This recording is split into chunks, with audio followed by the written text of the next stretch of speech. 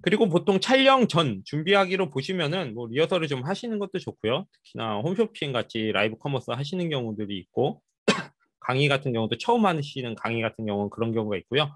그다음에는 가장 민감한 게 이제 팬소리입니다. 그냥 들어서는 우리는 둔감하게 좀 들을 수 있는 부분이 에어컨 같은 거. 좀 있으면 여름이니까 에어컨이나 팬이 더 많이 돌겠죠. 그리고 주변에 냉장고 같은 기계가 있으면 이 중저음처럼 깔리는 음이 귀에는 잘 안 들려도 이제 마이크에는 굉장히 거슬리게 들어갈 수 있어요. 그래서 그런 거 있고요. 뭐 긴 시간 라이브를 한다 그러면 저 같은 경우 수업하면 3시간짜리 수업이나 더 길어지는 경우가 있는데 미리미리 화장실 갔다 오시거나 장비 체크하시는 거 그리고 오디오 체크하시는 거 꼭 해보셔야 되는 부분도 있습니다. 그리고 라이브 방송 중에도 이제 커머스 방송이나 라이브 방송도 그렇고 이런 오른쪽 밑에처럼 이렇게 소품을 준비하시면 굉장히 효과적이에요.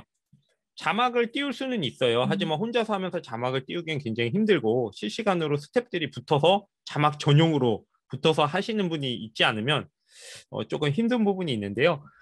그러기에 이런 소품 같은 게 있으면 확실히 눈에 띄게 할 수 있는 부분들이 있어서 라이브 커머스 교육이나 이런 거 할 때는 제가 요거 말씀을 꼭 드리기도 합니다. 그리고 이제 녹화 강의 부분인데요. 이제 녹화를 하는 거와 라이브 강의가 약간 틀린 부분이 있는데 저 같은 경우 다들 조금씩 틀리시겠지만 다르시겠지만 저 같은 경우 촬영 세팅 때랑 녹화 그리고 편집 공유 이런 식으로 좀 나누고 있고요. 이제 대본이나 이런 거 준비하시고 세팅, 뭐 리허설하는 거가 분명히 필요한 부분이 있고요.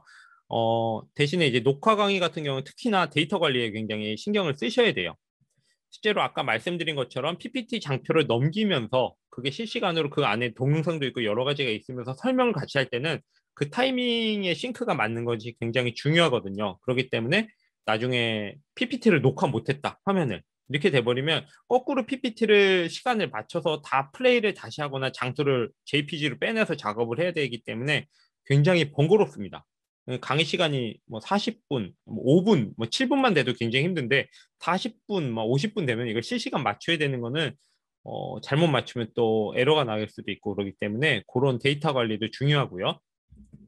그리고 촬영할 때 카메라가 녹화되고 있는지 그리고 항상 실시간으로 모니터링을 하시는 게 좋아요. 자기 강의 같은 경우에면 뭐 그렇게 할 수는 없지만 누군가가 이제 도와주거나 그러면은 그런 부분들도 신경을 쓰셔야 되고요.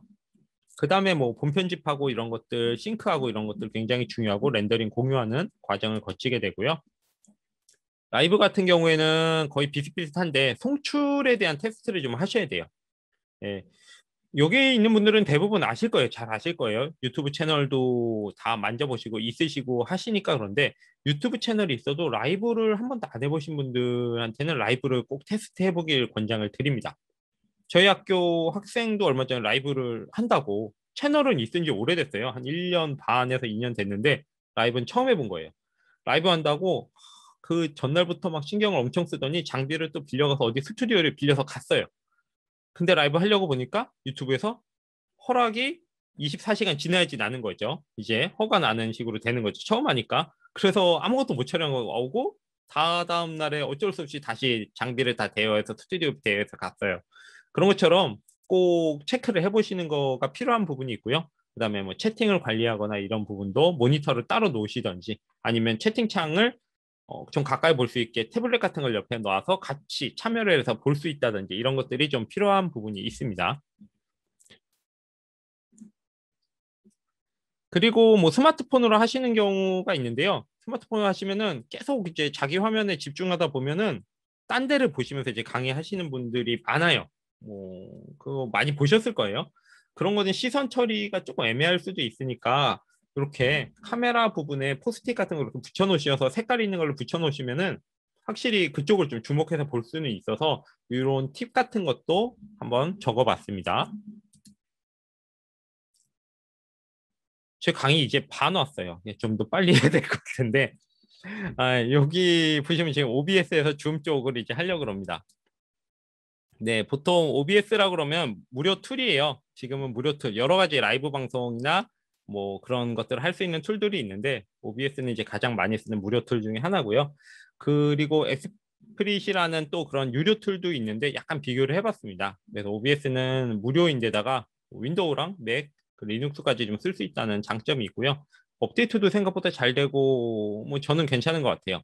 그리고 안정성이 높다는 의견이 좀 있고 한국어 지원이 된다는 것도 처음 사용자한테 좀 편하고 단점은 뭐 색감이 좀 그렇다는 이야기가 있는데 저는 사실상 해봤는데 그렇게 나쁘다고 생각은 안 들었고요. 좀 취향 차이가 좀 있는 것 같고 뭐 캡처가 뭐 불가능한 거 같고 그리고 인터페이스가 좀 불편하다고 그러는데 저 같은 경우에는 사용하면서 지금 뭐 여러 가지를 사용하지만 뭐 그렇게 불편한 거는 못 느끼겠어요. 이 사실 이런 프로그램 무료인 게 굉장히 고맙기만 한 것 같죠. 그리고 에러도 조금 에러가 있긴 해요. 그래서 에러가 있을 때는 다시 프로그램을 다시 키는 경우들이 있는데 작동을 하면서 에러가 난 적은 아직까지는 크게 없기 때문에 사고로 이어진 경우는 없기 때문에 저는 OBS를 좀 추천을 드리고 엑스프릿 같은 경우에는 직관성 높고 인터페이스도 굉장히 좋다고 평가가 좀 있는 것 같고요. 대신에 이제 유료이고 좀 프로그램 자체가 무겁다고 그래요. 근데 저는 OBS도 좀 무거운 것 같아요. 왜냐하면 OBS 돌리고 줌 돌리고를 같이 하면은 맥북 같은 경우도 충전을 하고 있는데 충전하는 속도보다 방전하는 속도가 더 빠르더라고요. 그리고 이제 업데이트마다 문제가 좀 있다는 그리고 윈도우만 지원한다는 좀 문제가 있습니다. 그래서 저도 OBS를 더 많이 사용하는 것 같아요. OBS 스튜디오는 그냥 검색을 하시면 설치하실 수 있어요. 여기는 사용해 보신 분들이 제가 생각해서는 3분의 1 정도는 아마 사용을 해보시지 않았을까 싶어요. 여기 크포분들은. 네, OBS 스튜디오는 검색을 하면 되고, 뭐 검색하면은 뭐 다른 방송국이 나와요. 근데 그 방송국 밑에 옛날에는 안 나왔었는데 지금은 좀 밑에 내려다 보면은 OBS 소프트웨어라고 그래서 이제 따로 링크가 있습니다. 네, 한국어 그 사이트가 있고 영문 사이트가 있는데 둘 다 똑같고요. 들어가시면 이렇게 다운로드 받으시면 뭐 맥 같은 경우에는 DMG 파일로, 윈도우는 EXE 파일로 이렇게 뜨고요. 설치를 하시면은 됩니다. 요 시간이 좀 다운받는데 걸려요. 서버가 느린가 봐요. 뭐 특징을 간단히 하면은 뭐 이런 특징이 있습니다. 요거 대충 보시면 될 것 같고요. 뭐 설명을 좀 드릴 거니까 어차피. 저는 여기서 괜찮은 거는 오디오의 필터를 바로 적용할 수 있다는 거 간단히 이런 점들이랑 뭐 크로마키 같은 경우 적용할 수 있는 거 그리고 그다음에는 자체 녹화가 된다는 거 이런 것들이 좀 괜찮은 것 같아요. 그리고 기존에는 아니 OBS 이제 보시면은 제가 여기서 보여드리면 좋은데 이거를 같이 보여드릴 시간까지는 없을 것 같아요. 되게 짧은 시간이잖아요. 그래서 이렇게 화면으로 좀 만들어 놓은 게 있는데요. OBS 처음에 키면 이렇게 하나로 나옵니다. 왼쪽으로.